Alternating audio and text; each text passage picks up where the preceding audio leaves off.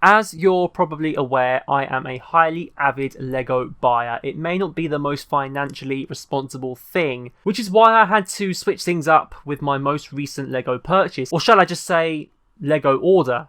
Because I didn't purchase this. If you collect Lego, you're probably aware of the insider points over on lego.com, and if you're not, pretty much apply the club card, Nectar, Waitrose model. It's basically a point saving scheme on your purchases. You get cash back and you exchange it for vouchers, whatever. Now, Lego regularly hosts these double points weekends or even triple points weekends sometimes. Back in January, I took full advantage of double points weekend and I went on an absolute spree. I can't even remember everything I picked up. I know I got the Eiffel Tower, Avengers Tower, the Venator. Essentially, it racked up to several thousands of pounds. Don't do that, by the way, because I have way too much Lego now. The Eiffel Tower is under the desk. That's the Avengers Tower. There, that's the Venator. It's all just around me. And to be honest, I'm really enjoying smaller builds at the moment. So the big stuff, which, you know, it can get quite tedious, I've been staying away from. So when you accumulate so many Lego orders through the website, eventually you're probably going to end up with quite a few insiders points. I think at my absolute peak, I topped at 70,000, which is the equivalent of about £450, closer to $600 in the US. And for a few months, my intention was to pick up the Shield helicarrier before it got officially announced. But when the helicarrier got revealed and it was micro scale, it wasn't quite what I was expecting. I was hoping for something quite a bit bigger,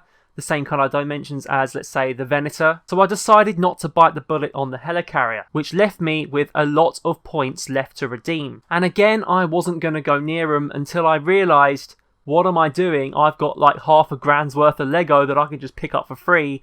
Why am I not using it? Which took me to the middle of May. My Lego order for the month looked like this. It was 400 and something. I'll bring it up on screen, but as you can see, I redeemed all my Lego Insider points on this one purchase. So a $500 to $600 buy ended up being less than $2. It looks pretty ridiculous and it seems like a pretty major exploit to the system. I hadn't realised how much I've contributed to the Lego economy until now. They're willing to just give me $500 worth of sets here. And to be honest, I would have bought these sets anyway. It just allows me to, for at least this month, put my attention towards some other projects that I'm working on, and I am working on another project. It's going to be huge. But you're not bothered about all that. You want to see the unboxing. Here it is. The first item I picked up on this Insider Points haul was for my lovely partner. I picked up for her the Rocking Plants. Is it a botanical set? I'm not too sure. That arrived towards the end of May, and as soon as she saw it, she tore the box open. She absolutely fell in love with it, and it went immediately on display. I'm looking at it right now. Hopefully she's going to let me get some B-roll footage of that. She's got a little botanical setup going at the moment. She's got the tuxedo cat up there. She's got some botanical stuff. She's got the Great Wave, as you would have seen in the previous video. And pound for pound, that actually ended up being an 8p purchase. Yes, I actually ended up getting a pretty nice Lego set for 8p, which is about 12 cents in the US. But obviously I got a little bit more than that for my buck. Everything in this box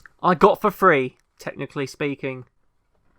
Let's just say I got it for free. Firstly, in this box is Nocturn Alley. This one's been highly anticipated for a very long time. Ever since we saw the Diagon Alley release in 2020. We saw the alley that leads out to Nocturn Alley and wondered, when are we going to get that? And 6 years later, here we are. I do also have the 2011 Diagon Alley with the Nocturn Alley from that. And this one here blows it out of the park. We've got a pretty decent array of minifigures in there as well, including that updated Mr. Borgin, which is much better than the character pack one we got a few years ago. And we get an updated rendition of the Vanishing Cabinet, which we last saw in 2010 and 2011 sets. So there is the pretty cool Nocturn Alley set. I'll pop that right there. I'm not too sure if it's in frame, but yeah, we'll just keep that there for now. Also in the June 1st releases for LEGO Harry Potter was the Book Nook Dumbledore's Office. I picked this up because this is the most accurate minifigure scale Dumbledore's office we have seen in the Harry Potter theme. LEGO have made many attempts at recreating Dumbledore's office throughout many castles and separate sets. This one is by far my favourite though, because it has this kind of homely, warm vibe about it, and it will stack up in your Hogwarts tower, which is something I plan to do. I plan to make a minifigure scale Hogwarts from not only the recent Harry Potter sets, but also ones from as far back as 2001. Put all of the old sets together and just make a massive Hogwarts that your figures can walk through start to finish.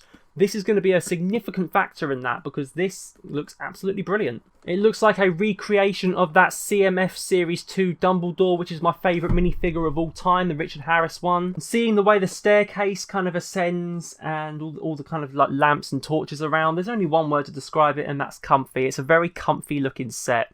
So there is the Dumbledore's Office Book Nook. Welcome to the collection. And last but not least, I think you know where we're going with this. It was a June the 1st release. I dare say it was the June 1st release for LEGO Harry Potter. You know the one. So I'll clear these out of the way. Over the last few years, we've been seeing gradual additions to kind of the Hogwarts display. We had the Great Hall.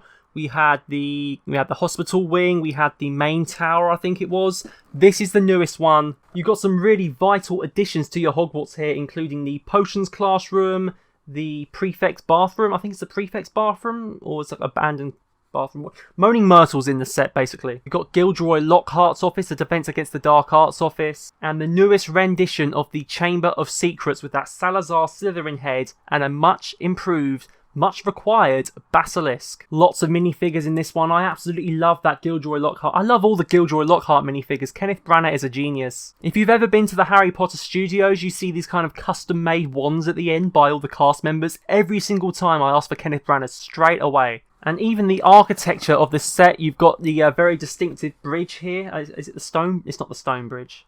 The viaduct bridge, that's it, the viaduct bridge. And you've got some more obscure minifigures in there to pad this out as well, including you've got Millicent Bulstrode and Lee Jordan. They didn't have to include miscellaneous Hogwarts characters, but it really adds character to your display. And man, I've been looking forward to this for so long. In fact, for a while, I have been designing my own East Wing with the 2010 and 2011 Hogwarts sets. But now we have the real article, so I can put those pieces towards something else, or maybe even expand upon this one, make it much bigger. The order couldn't have come at a better time, because to be honest, there's been quite a lot going on in my personal life, which probably meant for a little while it's not going to be too wise buying a load of Lego. That's never stopped me before, but it's just been a very important time in my life. And because of that, I'm looking to give back to my subscribers over the next couple of weeks. I'm hoping to set up a giveaway. And if that's something you're interested in, leave a comment down below because I read all comments. They really do mean a lot to me. As well as, of course, a like and a subscribe on the channel. It really does help me immensely. Thank you so much for watching this video. Take care. Have a marvellous day.